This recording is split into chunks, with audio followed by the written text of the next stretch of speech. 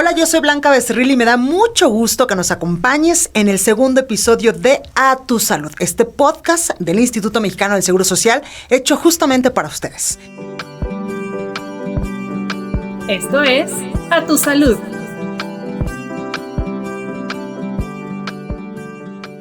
El tema de hoy ha cobrado mucha importancia porque al hablar del consumo de drogas, pues resulta forzoso ahora tocar el tema del fentanilo, ya muy famoso en la República Mexicana y también del otro lado de la frontera.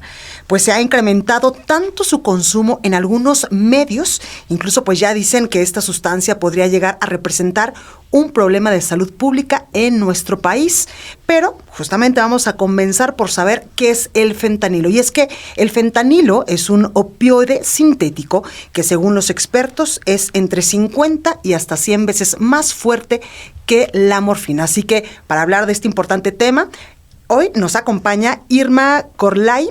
Ella es jefa de psiquiatría del Hospital de Especialidades del Centro Médico Siglo XXI. Gracias por estar con nosotros.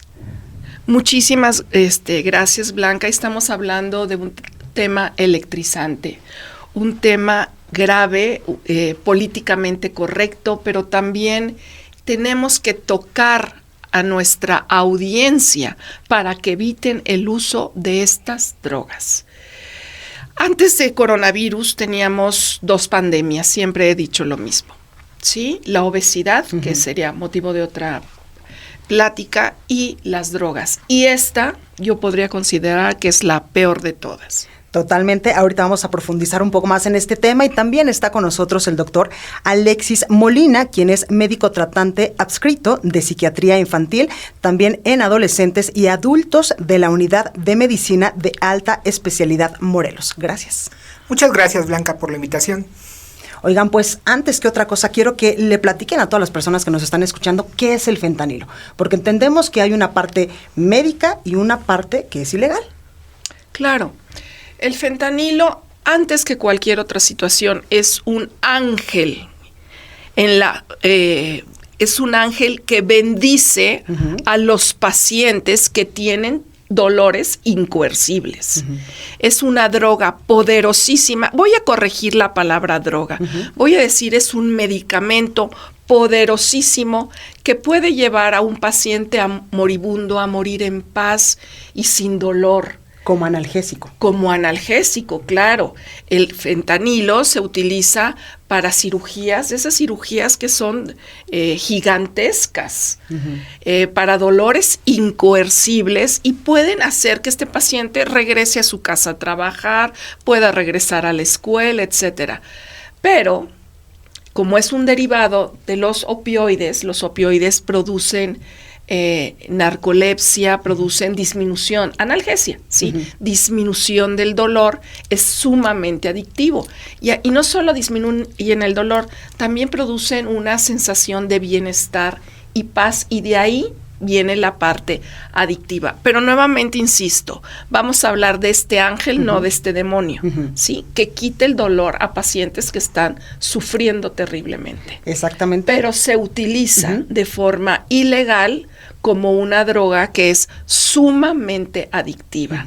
O sea, hay farmacéuticas que lo utilizan y lo fabrican como un medicamento maravilloso para estas pobres personas que tienen dolor.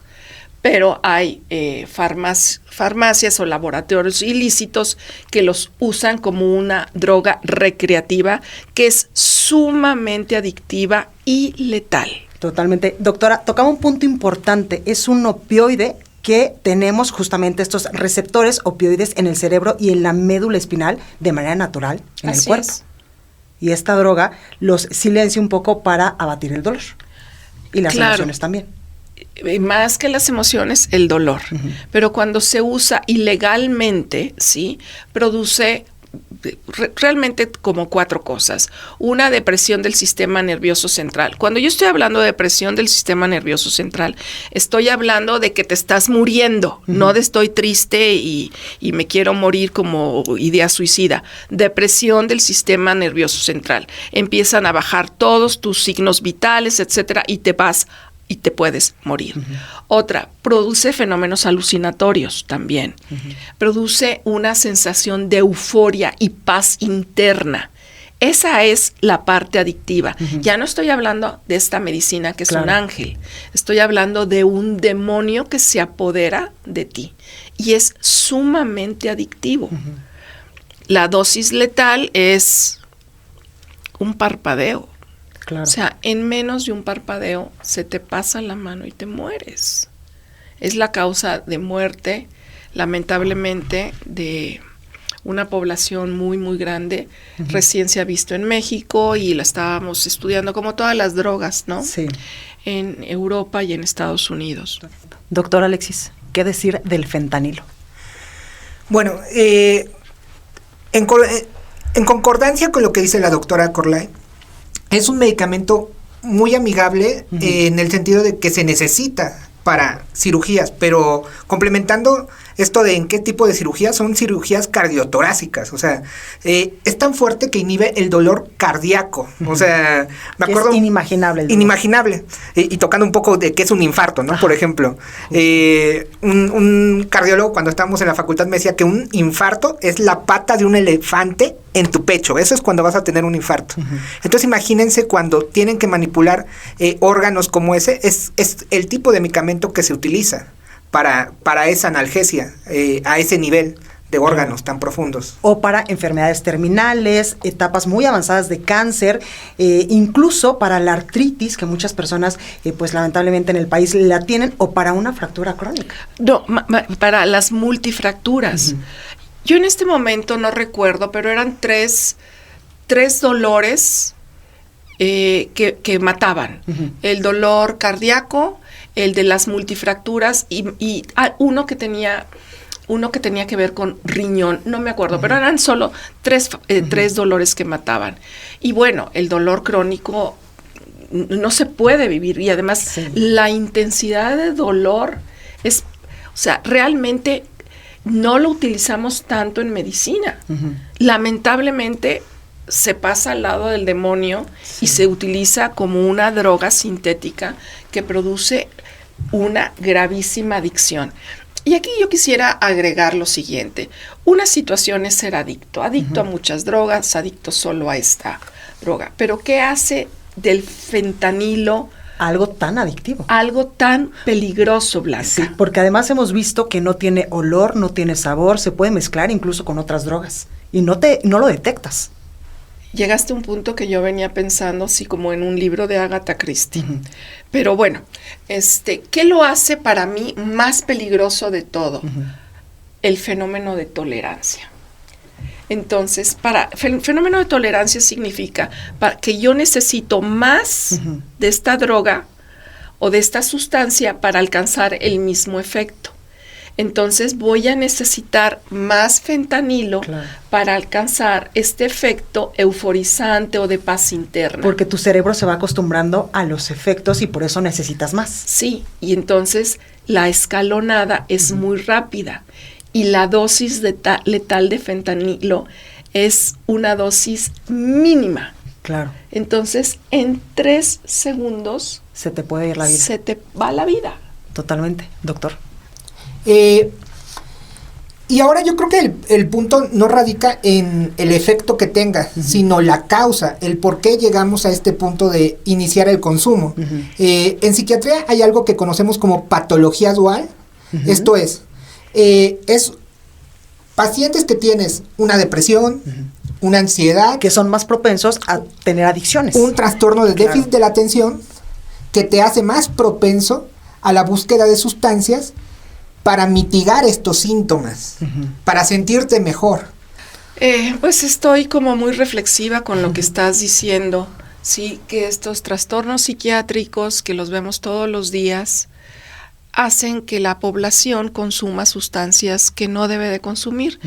Y mira, Blanca, te va a dar risa, porque a mí me ha dado risa y mucho coraje. Tenemos pacientes adictos, ¿sí? Que nos dicen, el medicamento que usted me está dando no me va a hacer adicto. Y yo, si vienes aquí por una adicción a fentanilo, a propanolol, propofol, a marihuana, a peyote, y los medicamentos de psiquiatría no producen adicción. Y lo que hacen es tratar la causa la enfermedad que te está llevando al consumo de drogas. Claro. ¿Sí? Por ejemplo, se sabe que las personas que padecen esquizofrenia o que están en lo que se llama periodo de trema de la esquizofrenia, es el periodo prodrómico, que se sienten raros, algo está pasando, se quedan en el espejo horas y no saben qué sigue, utilizan marihuana para disminuir la ansiedad. Claro. Que ahora incluso lo están recetando para el estrés y para muchos trastornos de la vida común. Que aquí ya hay sería algún punto motivo importante. de otro podcast. Sí. Hay que tratarlo.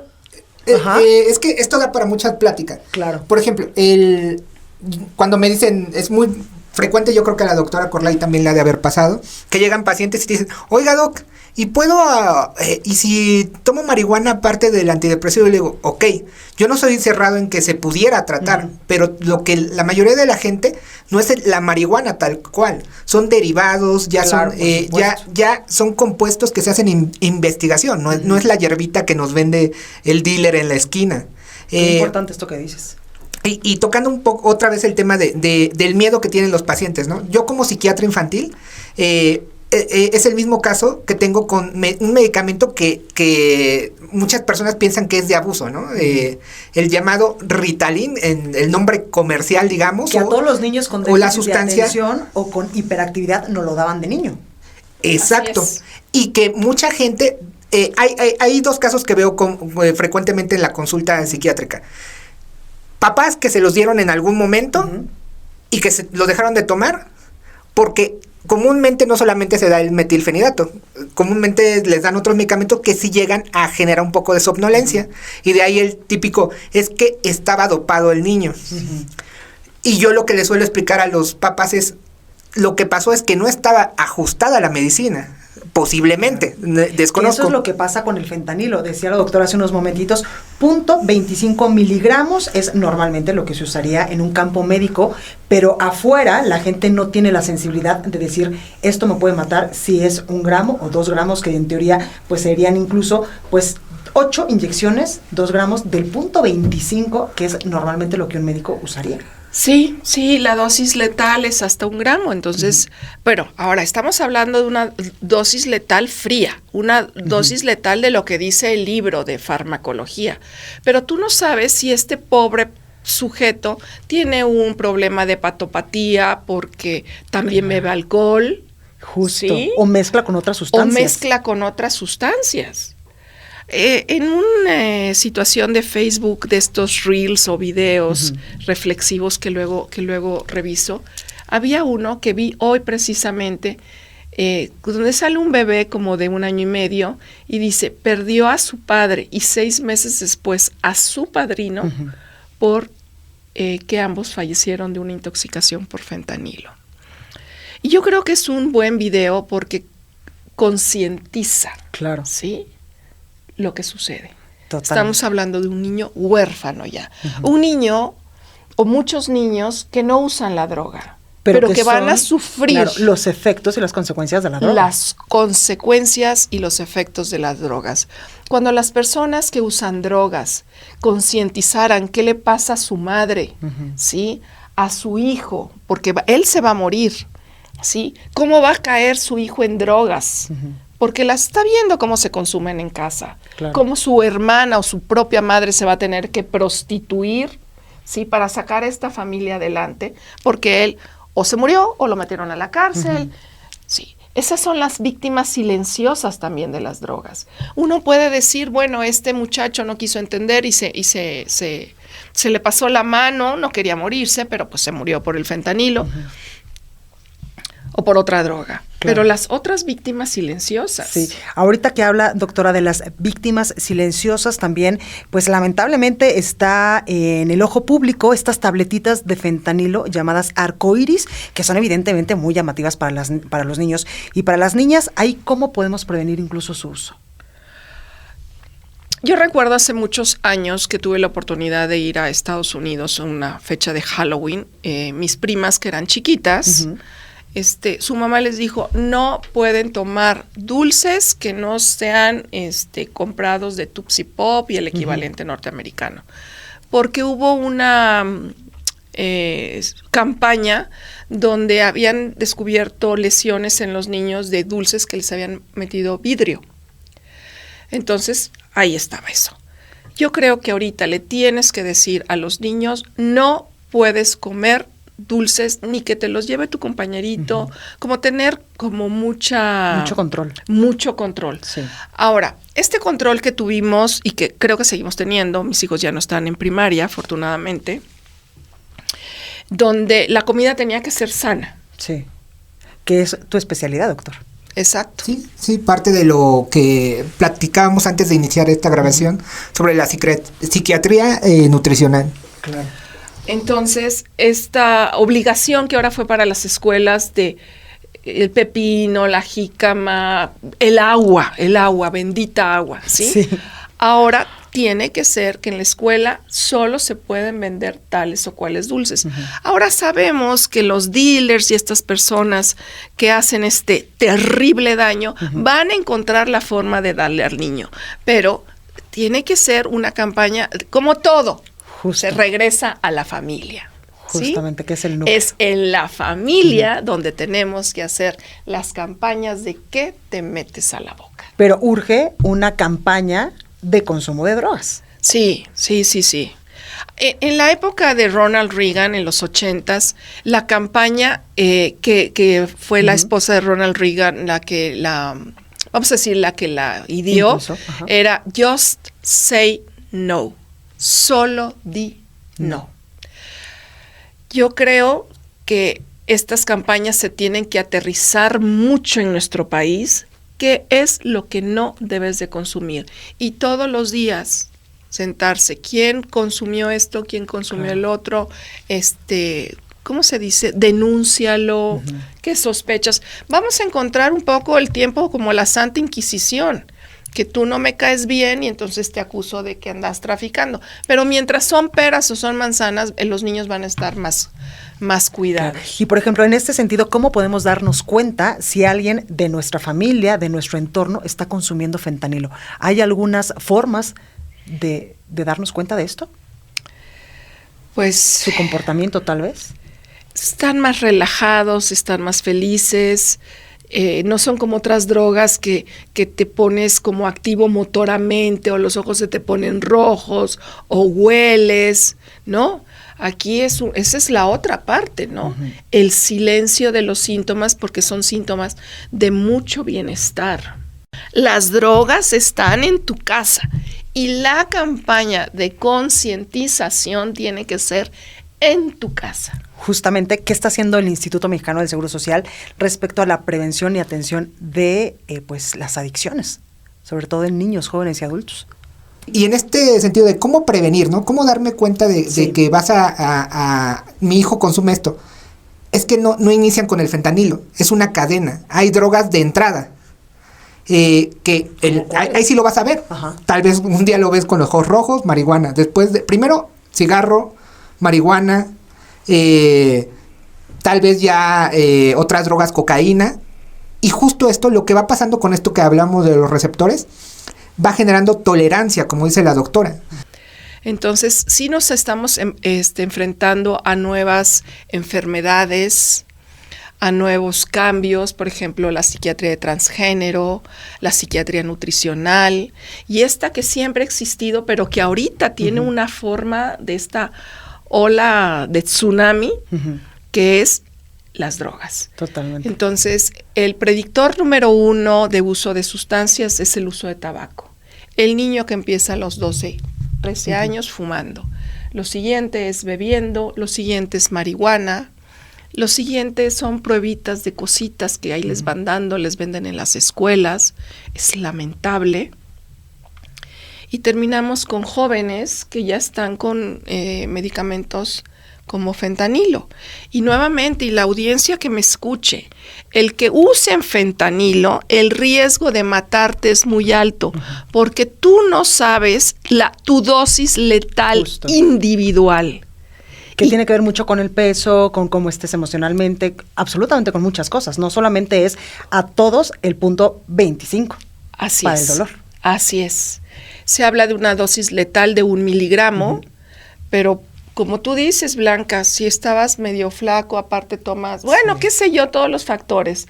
Incluso ustedes le preguntan a sus pacientes si consumen algún tipo de droga en la consulta. ¿Qué les Es dicen? parte de nuestro interrogatorio, así como les preguntamos su nombre, su edad, les preguntamos el consumo de ¿Y sustancias. qué les dicen? Es una pregunta muy interesante, histórica, Blanca. Hace algunos años, cuando hacía yo los protocolos de trasplante renal y preguntaba consumo de sustancias, sexo sin condón, pues era raro. Pero ahora me sorprende, pues sí, de tal fecha a tal fecha consumí cocaína, de tal fecha a tal fecha tal esta otra, inicié con marihuana, tabaco no se diga, sexo sin condón, que todos son factores de riesgo.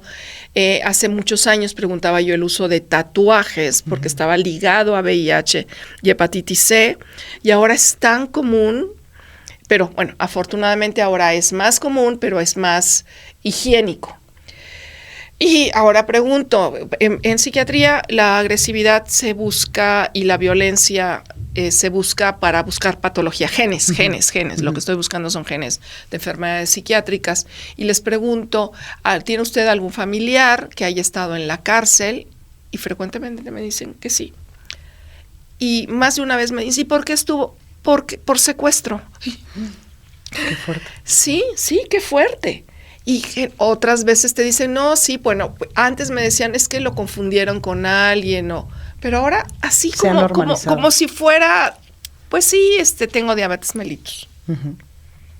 Si las cosas no han cambiado para bien, hay otras maravillosamente que han cambiado para bien, pero otras que no. Entonces sí, los pacientes te dicen, sí uso sustancias porque saben que uno tiene que saberlo para buscar niveles hepáticos, cómo está el hígado, claro, cómo está el cerebro. El hígado y el cerebro es lo que más estamos protegiendo cuando alguien consume sustancias. Claro. Para ir concluyendo, ¿qué hace el Instituto Mexicano del Seguro Social para cuidarnos?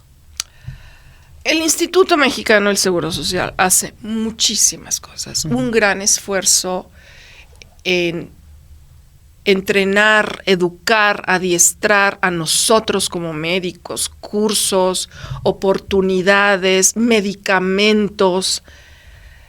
Aquí, tristemente hago la reflexión, ¿qué hacen los pacientes para cuidarse? Justamente, doctor. ¿Qué hace un diabético al que el Seguro Social le pone todas las ganas del mundo para encontrarle la mejor metformina, la mejor insulina, el mejor programa de obesidad? ¿Sí? Si saliendo de la consulta no sigue la dieta. Pero yo le pregunto al público, ¿qué hace usted para cuidar su peso? ¿Qué haces tú, muchacho, para no probar el fentanilo? ¿Qué haces tú, novia de el Brian, como ahora está de moda el Brian, ¿no? ¿Qué haces tú, novia del Brian, para pagarle el cigarro de la marihuana y que no repercuta en tu trasplante renal o en tu salud? Y en este caso yo creo que se podría todavía hacer más, concientizando tal vez en médicos de primer nivel sobre los padecimientos psiquiátricos que pues sí te pueden llevar al abuso de sustancias. Así me acerco al Instituto Mexicano del Seguro Social. Exacto.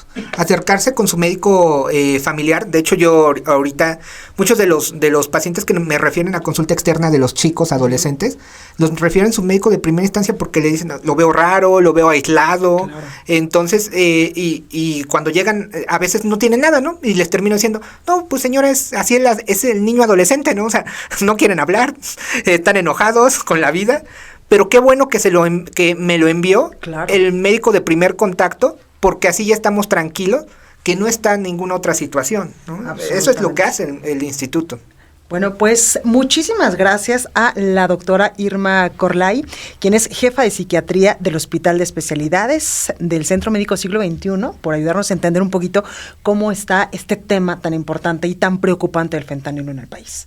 Muchas gracias y también Un placer. gracias al doctor Alexis Molina, quien es médico tratante adscrito de psiquiatría infantil, también para adolescentes y adultos de la Unidad de Medicina de Alta Especialidad Morelos. Gracias por estar con nosotros. Muchas gracias a ustedes por invitarme. Gracias y a todos ustedes quienes nos escucharon, pedirles que envíen sus preguntas, sus inquietudes, temas incluso que les puedan interesar para este podcast del Instituto Mexicano del Seguro Social a el correo a.tusalud@ims.gov.mx, se lo repito, a.tusalud@ims.gov.mx. Muchísimas gracias por escucharnos. Esto fue el segundo episodio de A Tu Salud. El tema fue fentanilo. Yo soy Blanca Becerril y nos escuchamos la próxima. El podcast A Tu Salud es una producción de la Unidad de Comunicación Social del Instituto Mexicano del Seguro Social.